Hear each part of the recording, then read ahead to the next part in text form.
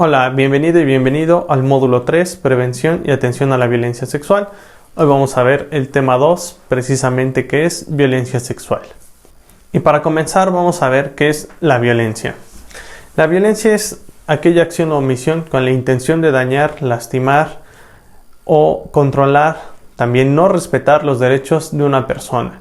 También nos dicen que tiene que ver con estas consecuencias que dejan al momento de que se aplican este tipo de violencias, que puede ser traumatismo, daños psicológicos o problemas de desarrollo, o el caso más extremo, la muerte.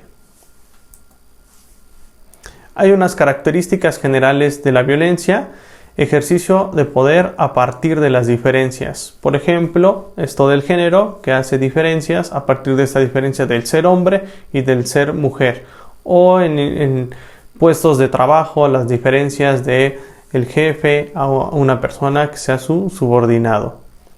Lograr la sumisión de los demás es uno de los objetivos, no respetando los derechos de la persona y sometiéndola al control. Y va bajo el empleo de desventajas físicas. Por ejemplo, es muy común en escuelas, con esto famoso del acoso escolar, la fuerza física, esta desventaja, pero también tiene que ver en adolescentes, en relaciones de pareja, donde generalmente el varón es más fuerte que la mujer en cuestión física, pero también menciona económica o cultural, cuando a partir de esta posición económica o este saber se quiere controlar a la persona, donde se somete a la víctima a realizar acciones en contra de su voluntad a través de chantajes, y claro, hay afectaciones a corto, mediano y largo plazo. De acuerdo a la norma 046, la violencia familiar es el acto u omisión único o repetitivo cometido por algún miembro de la familia en contra de otro de los integrantes, sin importar si la relación se da por parentesco de sangre, de afinidad o civil mediante matrimonio, concubinato u otras relaciones de hecho independiente del espacio físico donde ocurra. La violencia familiar comprende el abandono, maltrato físico, maltrato psicológico, maltrato sexual y maltrato económico. Si se dan cuenta, antes, y a veces todavía se escucha esto de violencia intrafamiliar, sí, pero ya lo dice el concepto que se puede dar en cualquier lugar, por eso se quitó el término de intra, que eso hace referencia a que solo se dentro del hogar, pero no es así. Se puede dar en una plaza comercial, en algún parque, en la escuela, que estén presentes los familiares. Entonces, por eso es violencia familiar. La violencia sexual, de acuerdo a la Organización Mundial de la Salud, dice que es todo acto sexual, la tentativa de consumar un acto sexual, los comentarios o insinuaciones sexuales no deseados o las acciones para comercializar o utilizar de cualquier otro modo la sexualidad de una persona mediante coacción por otra persona, independientemente de la relación de ésta con la víctima, en cualquier ámbito, incluido el hogar y el lugar de trabajo o la comunidad, en el espacio en el que se pueda llegar a dar. Y ahorita vamos a ver ejemplos que tienen que ver con esto, donde dice la tentativa, comentarios e insinuaciones. Para dimensionar esta problemática en el país, cada año más de 4,5 millones de niñas y niños son víctimas de abuso sexual en México, obteniendo el primer lugar mundial en estos delitos. De ahí la importancia de trabajar con estos temas con las y los adolescentes. Sin embargo, solo es denunciado 1 de cada 100 casos de abuso sexual infantil, sobre todo porque muchas veces se sigue viendo como algo que no sucede en personas jóvenes o se niega, porque la gran mayoría es por parte de familiares, y esto es lo que vamos a ver. Los principales agresores sexuales de las niñas, niños y adolescentes son familiares, luego profesores y después líderes religiosos. De acuerdo a las estadísticas, el 30% son abuelos o padrastros, 13% tíos, 11% padres biológicos, 10% primos, 8% vecinos, 7% maestros y 3% hermanos. Eso implica que un abusador o abusadora sexual es generalmente alguien que está cerca de estas pequeñas y pequeños y adolescentes. Por eso es importante hablar sobre estos temas para que podamos brindarles herramientas y poder prevenir el abuso sexual. La violencia sexual se manifiesta de diferentes maneras.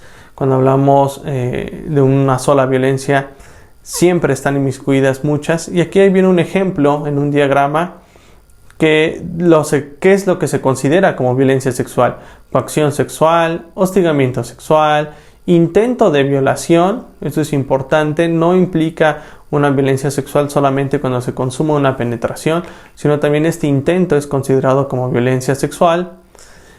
Violación por parte del cónyuge, la pareja o del novio en el caso de los adolescentes, incesto, estupro, ciberacoso, que actualmente es algo de lo que está dando mucho en personas adolescentes y jóvenes que están en nuestras redes sociales. Acoso sexual, abuso sexual infantil, grooming, pederastía, trata de personas, que en Tlaxcala pues sabemos que está presente, explotación sexual infantil, pornografía infantil, prostitución infantil. Y vamos a ver uno de estos conceptos, que es el grooming. Esto viene es un término para describir la forma en que algunas personas se acercan a niñas y niños y jóvenes para ganar su confianza, crear lazos emocionales y poder abusar de ellos sexualmente. Esto se da obviamente a través de redes sociales. Estas personas son muy habilidosas y tienen esta capacidad para ganarse la confianza con niñas, niños y adolescentes, y entonces les van pidiendo que les manden fotografías sin ropa o con ropa interior, y en algún momento los pueden citar en algún espacio con fines de abuso sexual. Hablando un poco de continuando con esta dimensión del problema en el país, en la SEP nos muestra esta tabla el porcentaje de estudiantes de nivel medio superior que reportó haber experimentado alguna situación de violencia sexual en la escuela, entre hombres y mujeres. Si nos damos cuenta, es similar la gráfica en uno de los resultados, pero es un alto porcentaje el que está presentando violencia sexual dentro de las escuelas. Por eso es importante que se les brinden herramientas de protección. Abuso sexual o violencia sexual, hay que ver estas diferencias. Tanto la violación como el abuso sexual son ambos delitos sexuales tipificados y penados por la ley, que pueden causar a sus víctimas grandes perjuicios y secuelas físicas, psicológicas, temporales o permanentes. En ambos casos se observan comportamientos de tipo sexual y agresivo que llevan a cabo sin que una de las partes consienta, es decir, no es consensuado. Y vamos a ver en esta siguiente tabla comparativa qué es abuso sexual y qué es violencia sexual para que nos quede claro, aunque sabemos que ambas es un delito. Por un lado, abuso sexual ocurre cuando una niña o niño es utilizado para la estimulación sexual de su agresor, es decir, se puede obligar al niño o el niño que toque partes de sus genitales, ya sea con alguna parte de su cuerpo, lo estimule con la boca. En el caso de violencia sexual, supone la existencia ya de una penetración, pudiendo ser esta vaginal, anal, bucal, por medio del pene u otra parte del cuerpo u objeto. Hay una diferencia clara, sobre todo porque en la violencia sexual o en la violación sí está usándose uso de la fuerza para poder realizar este tipo de práctica. Abuso sexual implica toda interacción sexual en la que el consentimiento no exista o no pueda ser dado. Por ejemplo, con personas con discapacidad, este consentimiento no se da y entonces existe este abuso. Independientemente de si el niño o la niña entiende la naturaleza sexual de la actividad, incluso cuando no muestre signos de rechazo. Por ejemplo, en infantes, el abusador o la abusadora sexual lo asocia a juegos. Entonces el niño o la niña pues no ve que está siendo abusado sexualmente porque le están diciendo que es a través de un juego. Puede existir o no fuerza física. Generalmente no hay fuerza física en los abusos sexuales, sino es mediante engaños. Y puede haber intentos de penetración por vía vaginal, anal y bucal, aunque no necesariamente. Puede haber solamente tocamiento o obligar al infante a ver pornografía o tomarle fotografías o videos al infante y subirlos a la red. También es considerado como abuso sexual. En la violencia sexual, el objetivo del o la atacante pueden ser múltiples, no precisamente que sea el de obtener gratificación sexual. De hecho, a menudo el agresor busca satisfacer su necesidad de poder, independientemente empleado el sexo como elemento de la dominación de la víctima. Es decir, no es solamente el hecho del encuentro sexual, sino lo que busca esta dominación de poder sobre la otra persona. De acuerdo al concepto de violencia, es una de sus características. ¿Qué hacer en una situación cuando una mujer está embarazada por violación?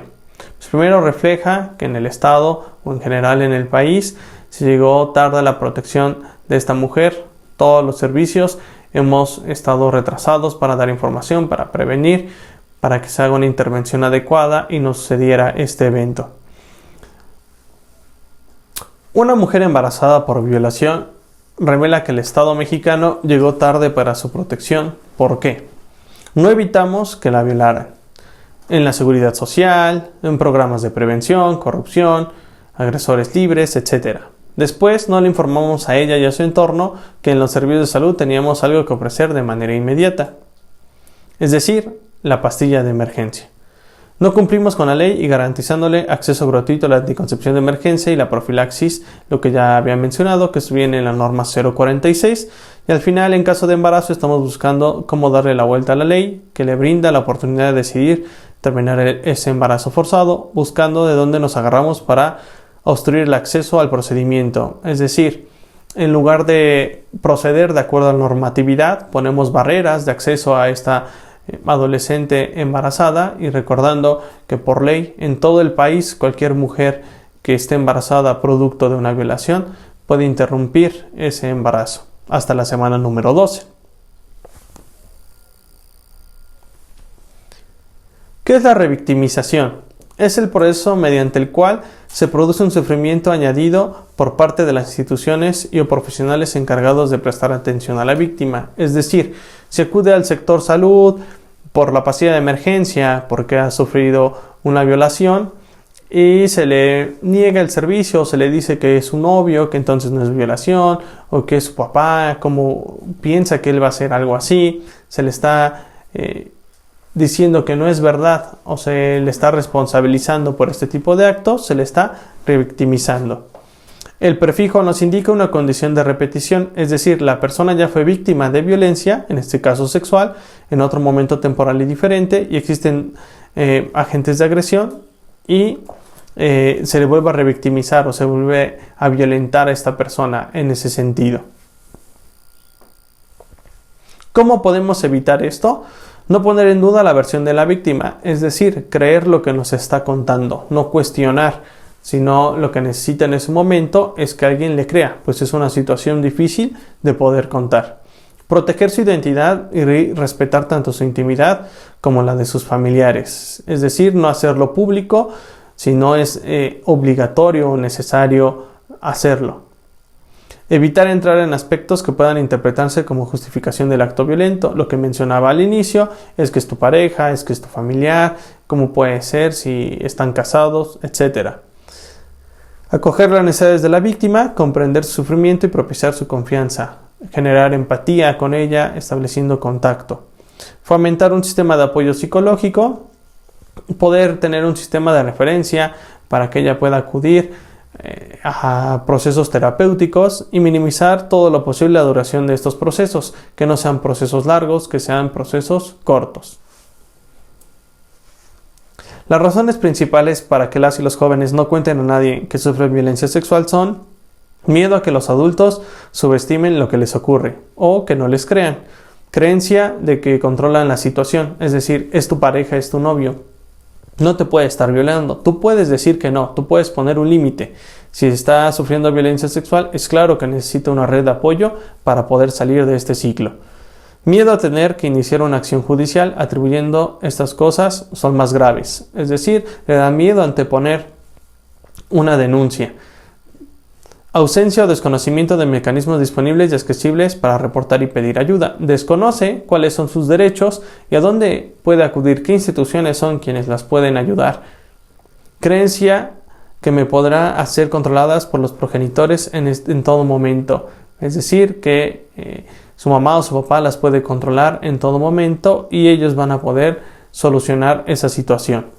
Miedo a la falta de confidencialidad, que van a ir divulgando su identidad. Hay que recordar que es un derecho que tienen, derecho a salvaguardar estos datos.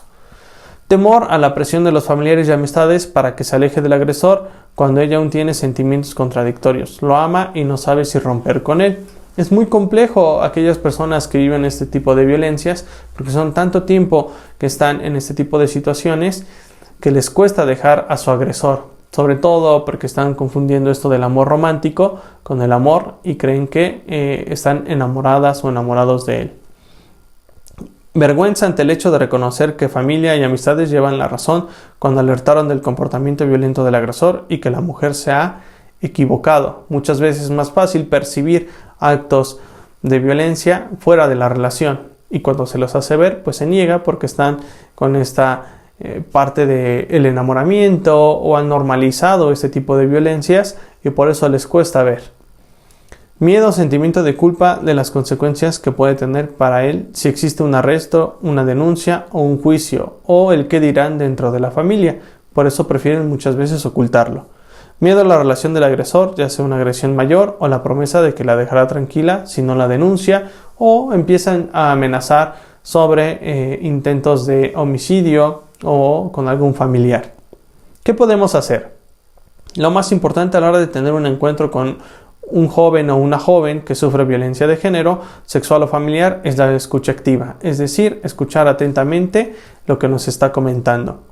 Es importante creer en lo que nos dicen, asegurar la confidencialidad de esa conversación, comentarles que en todo momento lo que nos van a decir se queda dentro del consultorio que tienen este derecho a la confidencialidad, empatizar y preguntarles de qué forma se les puede ayudar. Eso es lo más importante para ver en qué situación están y qué herramientas podemos nosotros brindarles o a dónde los podemos referir para que los apoyen.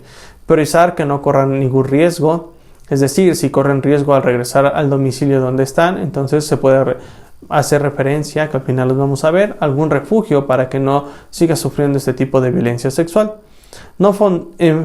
No ofenderse, enfadarse o regañar a las y los jóvenes porque no rompan con el agresor, pues es complejo romper este ciclo de la violencia, para eso necesitan acompañamiento psicoterapéutico. Respetar sus tiempos para visualizar la situación y actuar, no presionar, va a ser en el momento que él o ella se sientan seguras y seguros y lo que ya mencionábamos anteriormente, no revictimizar. Grandes retos que se tienen de manera general. Hay formas de violencia que son socialmente aceptadas o no percibidas como violentas o perjudiciales y por lo tanto no son registradas o reportadas, es decir, se está normalizando la violencia en las relaciones de pareja. Debido a su edad o situación de vulnerabilidad, las niñas, niños y adolescentes que han sufrido violencia nunca o escasamente reportan formalmente ser víctimas de violencia. Generalmente ellas y ellos no levantan denuncias. La misma falta de datos crea que la percepción de la violencia en contra de niñas, niños y adolescentes es un tema de menor magnitud, por lo que en realidad se encuentra subestimado. Sabemos que hay muchas de estas personas que están viviendo violencia sexual. En caso del sector salud, ¿qué es lo que nos corresponde? La detección de signos y síntomas relacionados con la violencia familiar de género y sexual, atención integral, urgencia médica y psicológica en casos de violencia sexual, tratamiento específico, referencia a servicio especializado para atención de violencia, para la atención psicoterapéutica o en caso de que sea una interconsulta, dar aviso al Ministerio Público, registro de información, consejería y seguimiento. ¿A dónde pueden acudir? A los servicios especializados de atención de la violencia y viene un directorio, una liga a las que ustedes pueden acceder y van a buscar cuáles son estos sitios que están más cercanos al lugar donde ustedes trabajan. Hay 596 en el país, hay mujeres para mujeres de 15 años o más. Hay que brindarles primeros auxilios psicológicos, psicoterapia especializada con enfoque terapéutico cognitivo-conductual, orientación y consejería. Refugios y centros de atención externa, de refugios para mujeres víctimas de violencia. Y hay una liga que maneja el INDESOL, donde vienen algunas de estas asociaciones civiles, donde pueden acudir para estos refugios. También se cuenta en el sector salud, intervención de reeducación para víctimas y agresores de violencia de la pareja, contacto a través de los servicios especializados de atención a la violencia y unidades de salud. También viene una liga para que ustedes busquen cuáles son los grupos más cercanos. En este momento también hay grupos de manera virtual, a través de Zoom se están dando este tipo de intervenciones. y el Sistema Nacional de Protección Integral contra Niñas, Niños y Adolescentes, lo que es el CIPINA, en el estado de Tlaxcala. Lo lidera la persona responsable de COESPO, que también es importante de manera jurídica el seguimiento que se da. El Instituto de la Mujer, que apoya también jurídicamente, pero también da atención psicológica. Y también dejamos una liga donde vienen los sistemas de CIPINA por estado. Esto sería todo por el tema de violencia sexual. Responde la pregunta en el foro, participa. Gracias.